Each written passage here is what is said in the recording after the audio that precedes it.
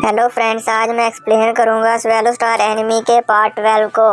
Video start होती है और हम देखते हैं कि फैंग ट्रेनिंग कर रहा होता है और सोचता है कि मॉम और डैड ने अपनी ज़िंदगी में बहुत मेहनत की है और फाइनली अब वो अपनी लाइफ एंजॉय कर रहे हैं और भाई भी अपनी गर्लफ्रेंड के साथ बात करके खुश है। और अब हम देखते हैं फैंग ट्रेनिंग करते करते बहुत थक जाता है और कहता है 9 लाइटनिंग स्वॉर्ड के सेकंड लेवल तक पहुंचना बहुत मुश्किल है। तो अब फैंग सोचता है कि मैं जंगल में जाकर रियल मॉन्स्टर से फाइट करूंगा और जितनी जल्दी हो सके सेकंड लेवल तक पहुंचूंगा। तो अब हम देखते हैं कि फैंग फायर टीम के पास जाता है और कहता है कैप्टन, मैं एरिया 0201 में जाना चाहता हूँ।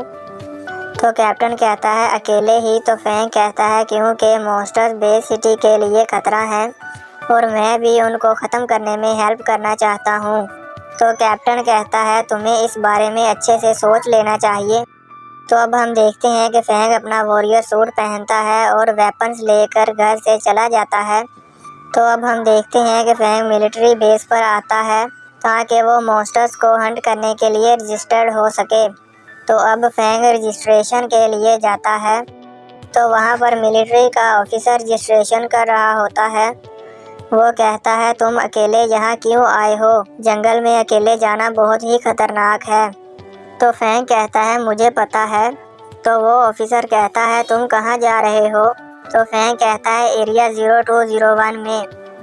तो वो ऑफिसर फैंग को रजिस्टर करता है और कहता है कि अगर तुम मॉन्स्टर्स को किल करो तो उसका कान या फिर कोई और निशानी ले आना, तो मिलिट्री तुम्हें इसके बदले गिफ्ट्स देगी। और कहता है रात होने से पहले वापस आ जाना। तो अब फैंग वहाँ से एरिया 0201 में चला जाता है और अब हम देखते हैं कि फैंग बहुत सारे मॉन्स्टर्स को किल करता है और उनकी निशानियाँ लाकर उस मिलिट्री ऑफिसर को देता है। तो वो ये देखकर बहुत शौक होता है और कहता है तुमने कितने मॉन्स्टर्स को किल किया है? तो फैंग बताता है 198। तो अब हम देखते हैं कि ऐसे ही दिन गुजरते जाते हैं और फैंग मॉन्स्टर्स को किल कर करके उनकी निशानियां लाकर मिलिट्री ऑफिसर को देता है और फैंग को इसमें बहुत मज़ा आ रहा होता है। तो अब एक दिन वो ऑफिसर फैंग को कहता है फैंग, तुमने हज़ारों मॉन्स्टर्स को किल किया है और इसकी अफवाहें बेस पर फैल चुकी हैं और हर कोई तुम्हें क्रेजी मैन कह रहा है। तो अब हम देखते हैं कि फैंग बहुत ही ज़्यादा फेमस हो गया है और हर कोई उसी का फ़ैन है। तो हमें दिखाते हैं कि एक बहुत ही खतरनाक मॉन्स्टर्स चूहों का बहुत ही बड़ा ग्रुप एरिया 0201 की तरफ आ रहा है।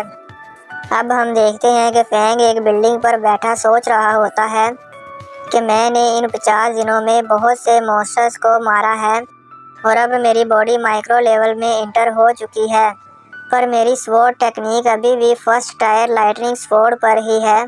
और तभी वहाँ पर भूकंप आ जाता है और पूरी बिल्डिंग्स और ज़मीन हिलने लगती है।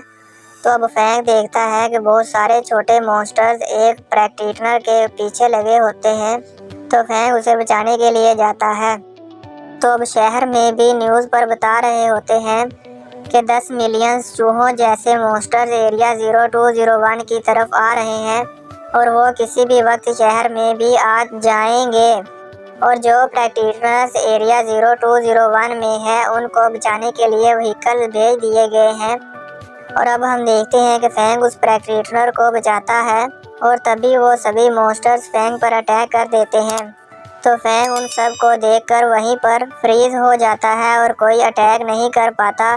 तो तभी फैंग को बचाने के लिए वहाँ पर वही God of war level warrior आ जाता है जिसको हमने पिछले एपिसोड में देखा था और वो अपने एक अटैक से ही उन सब मॉन्स्टर्स को पीछे हटा देता है और फैंग और उस प्रैक्टिशनर को बचा लेता है।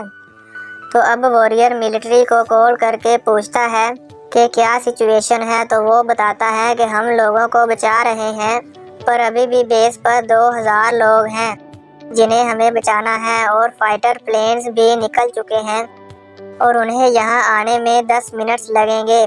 तो वो वॉरियर कहता है कि मॉन्स्टर कितनी देर में बेस पर पहुँच जाएंगे। तो वो आदमी बताता है कि 5 मिनट्स में वो मॉन्स्टर्स बेस पर पहुँच जाएंगे। तो अब उन मॉन्स्टर्स का ध्यान भटकाने के लिए वॉरियर एक पुराने पुल पर जाता है तो वो मॉन्स्टर्स उनका पीछा करते हैं और उन पर अटैक करते हैं। तो वॉरियर उनके अटैक से बचकर उन पर अटैक करता है और फिर वहाँ से भागने लगता है ताकि वो मॉन्स्टर्स का ध्यान अपनी तरफ कर पाए। और होता भी ऐसा ही है, वो सब मॉन्स्टर वॉरियर का पीछा करते हैं। तो अब वॉरियर फैंग को कहता है ऐसा लगता है कि इन चूहों के ग्रुप का लीडर बहुत ज़्यादा इंटेलिजेंट है और इन्होंने पहले से ही ये सब प्लान किया हुआ था। तो अब वहाँ पर मिलिट्री प्लेन आ जाता है। तो वॉरियर फैंग और दूसरे प्रेडेटर को उसमें जाने के लिए कहता है। तो फैंग कहता है कि आप भी हमारे साथ चलें। तो वो वॉरियर फैंग को कहता है बेस सिटी का फ्यूचर अब तुम पर डिपेंड है। और ये कहकर वॉरियर फैंग को प्लेन में धक्का दे देता है और प्लेन वहाँ से चला जाता है।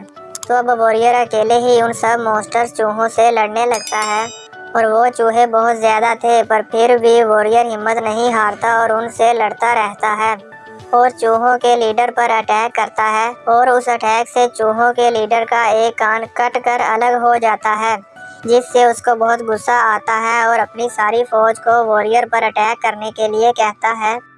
तो वॉरियर अपनी पूरी एनर्जी के साथ उन पर अटैक करता है, जिससे वहाँ पर एक बहुत ही बड़ा ब्लास्ट होता है और वो वॉरियर हवा में डस्ट बनकर ख़त्म हो जाता है। फैंग भी ये सब कुछ प्लेन में बैठा देख रहा होता है और वो ये देखकर बहुत परेशान होता है।